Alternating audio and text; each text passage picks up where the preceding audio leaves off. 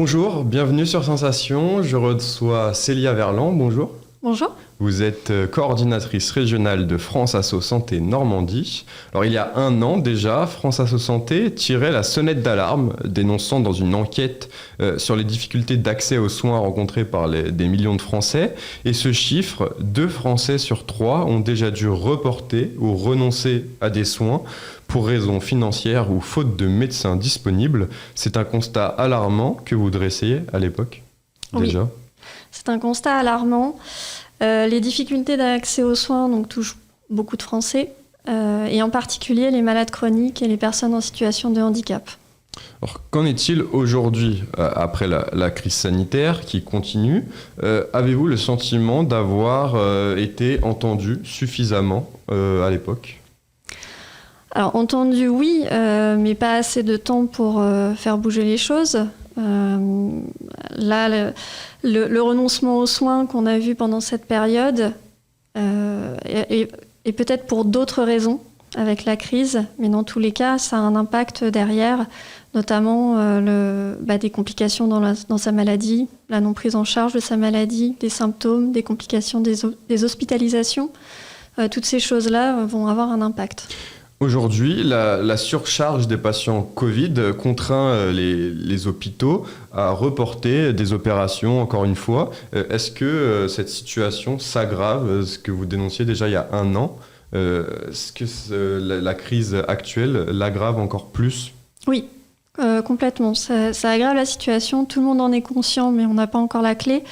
Mais effectivement, c'est des risques, des pertes de chances de guérison pour beaucoup de patients. Ce sont des questions que les médecins vous en parlent. Vous avez des retours sur ce point-là? Les médecins sont démunis par rapport à ça. On gère l'urgence au détriment de malades chroniques, notamment. Alors, défendre les patients et les usagers du système de santé, c'est votre mission. C'est plus que nécessaire aujourd'hui. Oui, alors aujourd'hui, mais pour tout le temps, les patients et même les proches ont des droits qu'ils ne connaissent pas. Donc il faut informer dessus, les faire connaître, les défendre.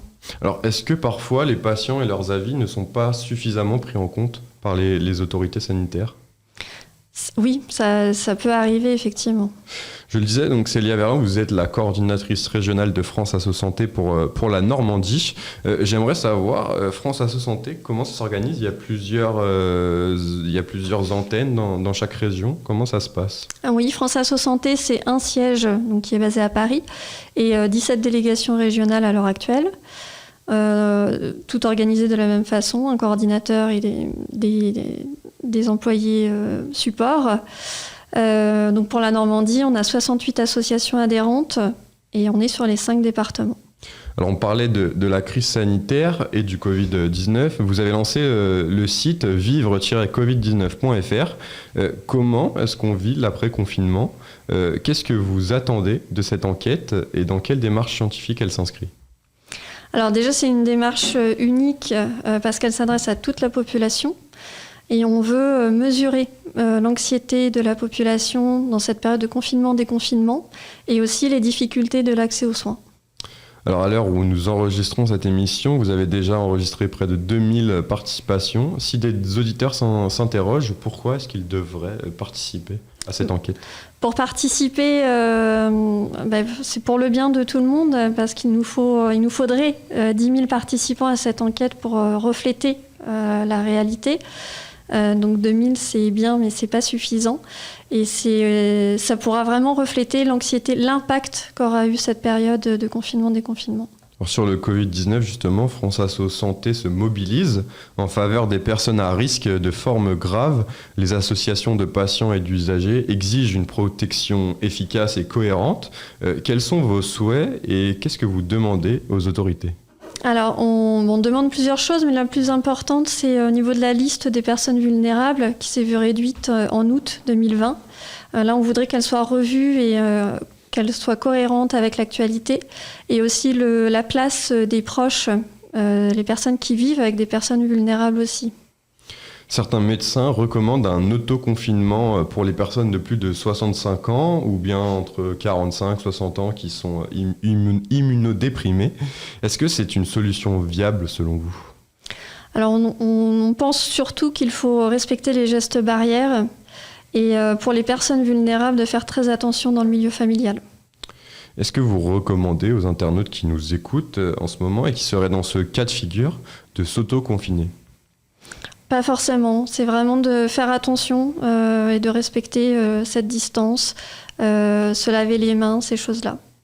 Alors toute autre chose, je voudrais qu'on évoque à présent la douleur. Un tiers des adultes souffrent de douleurs chroniques et la douleur, on va y revenir à travers l'une de vos initiatives. C'est un sujet tabou pour beaucoup de personnes.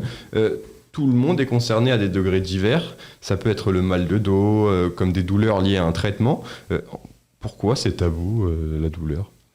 La douleur, c'est mal vu par les autres, le regard des autres, ça ne se voit pas.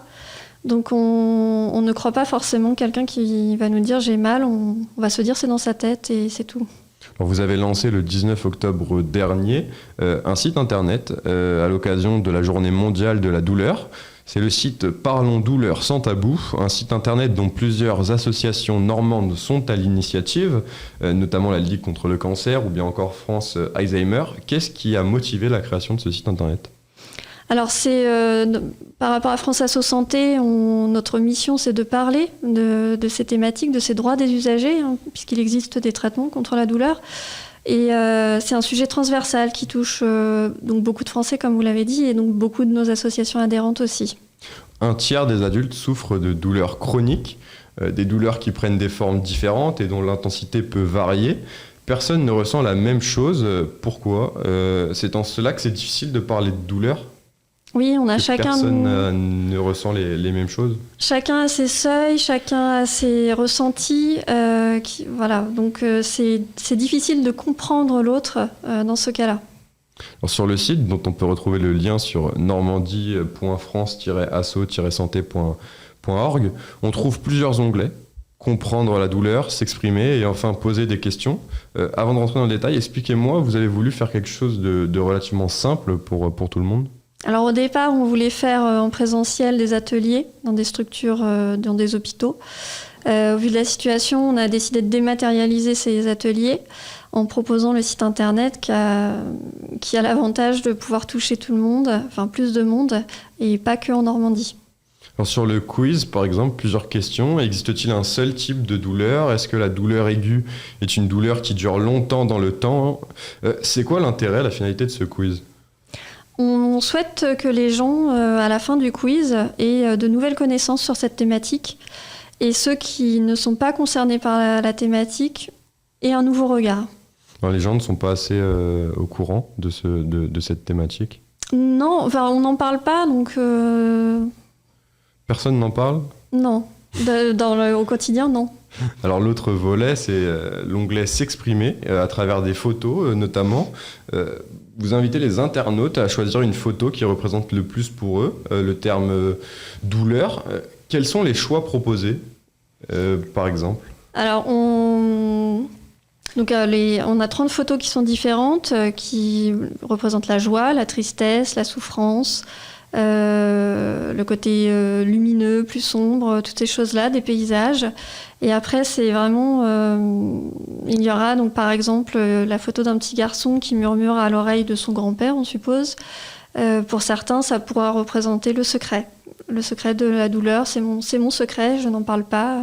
C'est plus facile pour les gens de mettre une image sur une douleur plutôt que de devoir l'exprimer par des mots. Pour certaines personnes, ce sera plus facile. Ou en tout cas, ça pourra libérer plus facilement la parole. Enfin, pour terminer, il nous reste 30 secondes. Il y a le forum où les internautes peuvent laisser des messages et exprimer ce que représente la douleur. Vous êtes satisfait de ce forum ? Les gens s'expriment ? Les gens s'expriment beaucoup, oui. Et on essaie de leur apporter une réponse comme on peut, et en tout cas de les orienter vers des associations compétentes. Parce que c'est le but de ce forum, justement, de s'exprimer, de faire en sorte que les gens s'expriment ? Oui. Merci beaucoup, Célia Verland, d'avoir été avec nous sur Radio Sensation. Vous êtes donc la coordinatrice de l'association France Asso Santé en Normandie. Merci d'avoir été avec nous. Vous pouvez retrouver cette émission en podcast audio ou en podcast vidéo sur notre site ou sur notre application Radio Sensation.